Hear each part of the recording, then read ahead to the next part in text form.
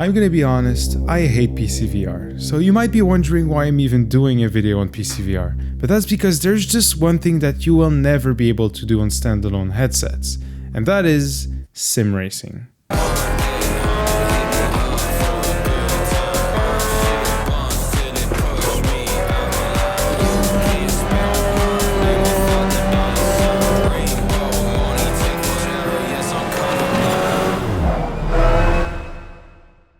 One thing for sure is that sim racing and VR chat are probably the only two things driving up PCVR sales. But I mean, what's the point of getting one of those if you can just get a Quest and have the same experience using virtual desktop? Or at least that's what I thought. I even sold my Index in favor of the Quest 3 because for my use case, it was just a better choice. The lenses and displays are so much better, and having inside-out tracking is a blessing when I want to switch between the bedroom and the living room. But then Pimax contacted me and offered to lend me a crystal light for a couple of weeks, and it definitely caught my eye.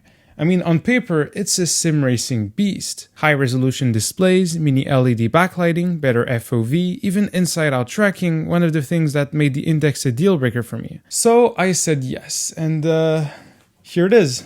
It's a heavy one, and it definitely has its issues, but I kind of see why people would spend so much on a dedicated PCVR headset now. But this doesn't mean I had a good experience with the Pimax Crystal Light. In fact, quite the contrary. My first impressions were very bad. I mean, it took me over an hour just to get the headset to work. My first issue was that, apparently, running my monitor with display stream compression while having the Pimax connected caused the graphics drivers to time out and outright crash the entire system.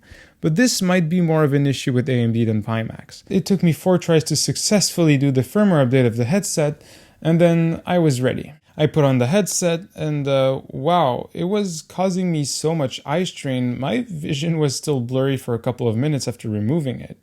My eyes felt cross-eyed, and it really felt like those lenses were trying to make my eyes do stuff that they aren't supposed to do. This was the worst first experience I've had with any headset, but I was dedicated to make it work. I mean, this isn't a no-name headset, it's Pimax. So I contacted them, and they told me to try out the thicker face cushion, and wow, it's actually usable now. Considering I can't even use the headset without it, this should just be included in the box, but the cushion is available in the Comfort Fit bundle, so definitely get that if you're considering this headset. But back to the headset. Now that I had a working device, I finally tried a Assetto Corsa in VR, and it's just, the visual experience was incredible. The sharpness is leads beyond my Quest 3.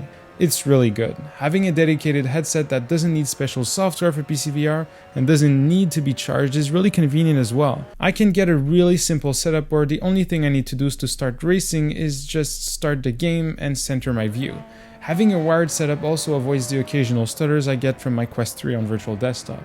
But these are about the only 2 good things I can say about this headset. The comfort is worse than my Quest 3. I mean, it's better than the Quest 2 with the default strap, but weighing at 815 grams, this headset is very heavy. The lenses are still not as comfortable to use as the Quest. The clarity is good, I'd say between the Quest 3 and Quest 2, but the sweet spot is quite small. With a heavy headset like this, it will shift on your head from time to time and shift your eyes out of the sweet spot. There is also some slight distortion at the edges of the lenses. This gives a really weird magnifying glass effect, which doesn't feel great when you're moving your head. Sound quality is not good. It's just terrible. It's comparable to the speakers on my Pixel 9a, which is not a compliment. They do have an audio upgrade you can purchase, which apparently sounds really good, so I'm not even sure why it's even an option considering how bad the default speakers are.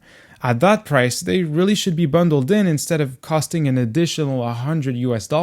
The comfort and eye strain issues I get, they may be due to individual differences, but I still think they are worth mentioning because looking on Reddit and the official Discord server, I'm not the only one having similar issues.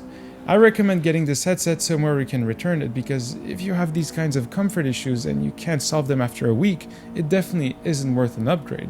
But comfort aside, one of the biggest features this headset advertises is an inside-out tracking system, which isn't a really common thing on other wired PCVR headsets. Most other headsets like the Big Screen Beyond and the Valve Index rely on lighthouse tracking, which yes provides the best tracking you can get, but it can definitely be a lot less convenient for certain use cases like mine. You basically have to dedicate a room in your house for VR, which I don't really want to do. Unfortunately, the inside-out tracking is bad. And by bad, I mean like worse than Windows mixed reality headsets. The best way to show you how shitty it is just play a Camellia song in Beat Saber. Okay, so now we're gonna count how many times I lose tracking in this 3-minute gameplay of Crystallized.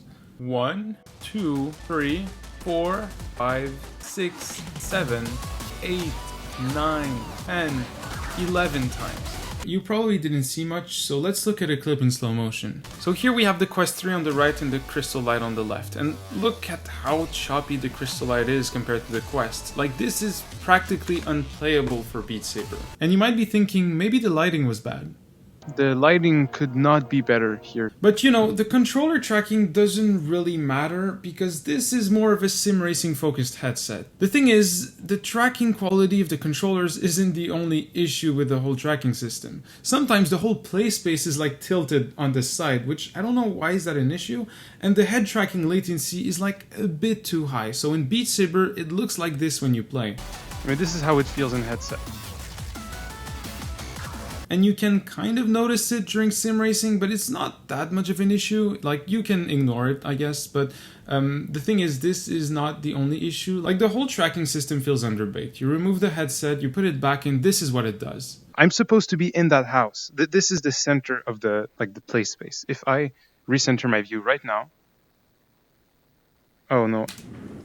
Okay, so I had this issue where the head tracking latency was like spiking through the roof, like a second behind when I turned my head and like the image catching up.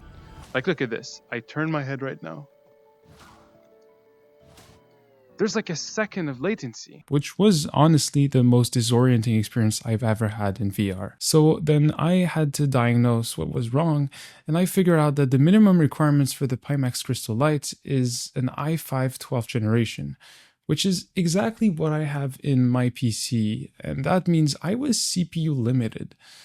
But like, let's look at the minimum requirements for the Oculus Rift from 2019, which has like flawless tracking compared to Pimax. i3 6th generation.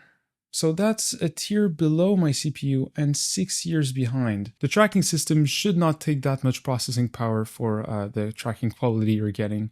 But anyway, let's get back to the video. This could be resolved with a software update, but as it stands now, the Pimax's inside-out tracking system is unusable. Now, I'm pretty sure using the Lighthouse faceplate and the base stations solves the whole issue because it practically bypasses the whole tracking system of Pimax. But like, that was one of the main selling points of the Pimax Crystal Light. If you're spending on the Lighthouse faceplate and base stations, then you're looking at Big Screen Beyond 2 price range, which on paper is nearly better in every way than the Crystal Light. The visuals, they are definitely much better than any other PC VR headset I've tried. If this wasn't for the tracking issues, this headset would be really good for racing sims with the upgraded audio and thicker face cushion. A dedicated PC VR headset really is a lot better for sim racing, and with the resolution of the Crystal Light, it's a joy to use and it's much better than the Quest 3.